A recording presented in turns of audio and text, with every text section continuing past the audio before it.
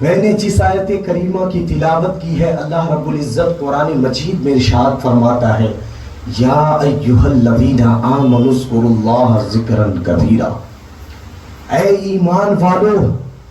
اللہ تبارک و تعالی کا خوب خوب ذکر کیا کرو، اللہ کو خوب یاد کیا کرو، اللہ کا خوب تذکرہ کیا کرو۔ اس آیت کریمہ کی تفسیر میں علماء کرام ارشاد فرماتے ہیں کہ ذکر کے 3 اقسام ہیں، ذکر کی 3 قسمیں ہیں۔ جو اللہ کو ہم اور آپ یاد کرتے ہیں، اللہ کا ذکر کرتے ہیں، اللہ کی بارگاہ میں ہم اس کی پاکی بیان کرتے ہیں، اس کے 3 طریقے ہیں۔ 3 طریقے سے اللہ کا ذکر کیا جاتا ہے۔ ایک ہے ذکر لسانی،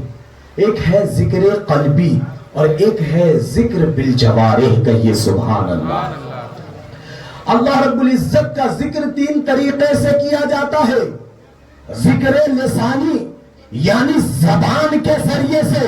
اللہ کی پاکی بیان کرنا، اللہ کی تسبیح بیان کرنا، اللہ کی تسبیح بیان کرنا، اللہ کی تحمید بیان کرنا، اور اسی میں وہ ذکر بھی شامل ہے جو ذکر ہم دعا کے ذریعے کرتے ہیں، اللہ کی بارگاہ میں دعا مانگتے ہیں، اپنے پچھلے گناہوں کی بخشش کی فریاد کرتے ہیں، اپنے گناہوں سے توبہ کرتے ہیں۔ جب کوئی بندہ اپنے رب کی پاکی بیان کرتا ہے، جب کوئی بندہ اپنے رب کی تسبیح بیان کرتا ہے، جب کوئی بندہ اپنے رب کی تحمید بیان کرتا ہے، جب کوئی بندہ اپنے رب سے اپنی معافی کے، اپنے گناہوں کی معافی کے لیے دعائیں کرتا ہے، تو جو رب فرماتا ہے اجیب دعوت الداعی اذا دعانی، کہ میرا بندہ جب میرا ذکر کر کے اپنے گناہوں پر نادم و شرمندہ ہو کر مجھ سے مغفرت کی دعا کرتا ہے،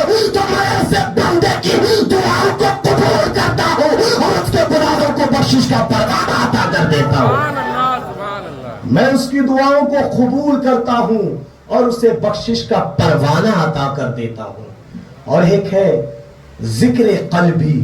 یعنی دل کے ذریعے سے اللہ رب العزت کا ذکر کرنا، دل کے ذریعے اللہ رب العزت کو یاد کرنا، اور یہ یاد لوگوں کے مجمع میں نہیں بلکہ تاریکیوں میں ہوا کرتی ہے۔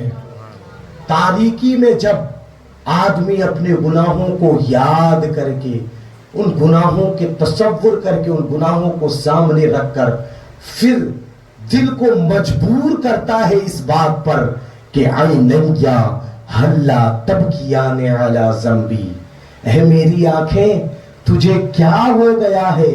لا تبکیان علی ذنبی، کہ تو میرے گناہوں پر روتی نہیں، عینیا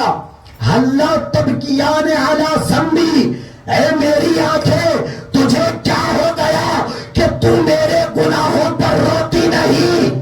تناثر عمری من یدی ولا ادری، حال تو یہ ہے کہ میری زندگی، میرے عمر کی گھڑیاں میرے درمیان سے، میرے ہاتھوں سے رخصت ہو رہی ہے، ولا ادری، اور مجھے اب تک اس کا خیال تک نہیں۔ جب اس طرح خیال کر کے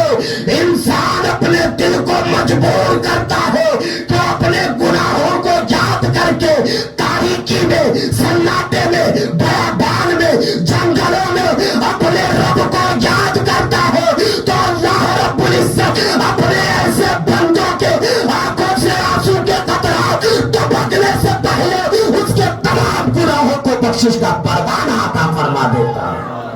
یہ ذکر ہے ذکر قلبی۔ جب اس طرح سے انسان ذکر کرتا ہے تو اس کا روٹھا ہوا رب اس سے راضی ہوتا ہوا نظر آتا ہے۔ اور ایک ہے ذکر بالجوارح، یعنی اعضائے بدنیہ کے ذریعے، جسم کے اعضاء کے ذریعے، پارٹس آف دا باڈی، جسم کے جو اعضاء ہیں ان کے ذریعے سے اللہ رب العزت کا ذکر جمیل کرنا۔ اور اس میں شامل ہے حج بیت اللہ شریف، کہ ہم اور آپ اپنے جسم کی سلامتی کے بعد اپنے قدموں سے چل کر اللہ کے وہ بیت عتیق کی زیارت کے لیے حاضر ہوتے ہیں۔ اور اسی میں شامل ہے نماز، رکوع و قعود، کہ ان اعضائے بدنیہ کے ذریعے، ان اعضائے جسمیہ کے ذریعے، ان ہاتھ اور پاؤں کے ذریعے ہم کبھی رب کے حضور کھڑے ہو جاتے ہیں، پھر کبھی رب کے حضور رکوع میں چلے جاتے ہیں، پھر کبھی رب کے حضور ہم اور آپ سجدے میں چلے جاتے ہیں، پھر جب سجدے میں جا کر اس پاک رب کی بارگاہ میں پاکی بیان کرتے ہیں، اس کی تسبیح بیان کرتے ہیں، اس کی تحمید بیان کرتے ہیں، تو وہ کریم رب ہمارا سر سجدے سے اٹھ نہیں پاتا ہے کہ اس سے پہلے ہی ہمارے گناہوں کو بخشش کا پروانہ عطا فرما دیتا ہے۔ اور جب کوئی بندہ مومن، کوئی مسلمان، کوئی انسان اس طرح سے اپنے رب کا ذکر کرتا ہے، اپنے رب کو یاد کرتا ہے، اپنے رب کو اپنے دل میں بسانے کی کوشش کرتا ہے، تو ایسے لوگوں کے لیے حضرت جبرائیل امین سدرہ کے مکین حدیث قدسی لے کر نبی کی خدمت میں حاضر ہو جاتے ہیں۔ حضرت جبرائیل امین ایسے لوگوں کے لیے جو اللہ کا ذکر، ذکر لسانی، ذکر قلبی اور ذکر بالجوارح کے ذریعے کرتے ہیں، جبرائیل امین نبی آخر الزمان علیہ الصلاۃ والتسلیم کی خدمت میں حاضر آتے ہیں اور عرض کرتے ہیں، یا رسول اللہ، میں نہیں بلکہ آپ کا رب آپ سے فرماتا ہے، آپ کا رب آپ سے فرماتا ہے، آتیت امتک ما لم آتی امتا من الامم۔ یا رسول اللہ،